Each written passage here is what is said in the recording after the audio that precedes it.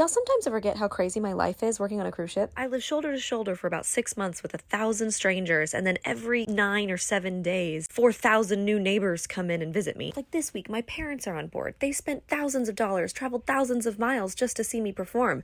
That's one expensive theater ticket. And then you factor in all the places that I've gotten to see, all the things I've gotten to do, all the people I've gotten to meet. It's certainly an unconventional way of living, but if you have the right mindset, it can really be worth it. But with that said, this is going to be my last contract. Meeting my husband on the ship and exploring the world and learning about other cultures has just made me realize the things that I really value in my life and the things I want to nurture moving forward.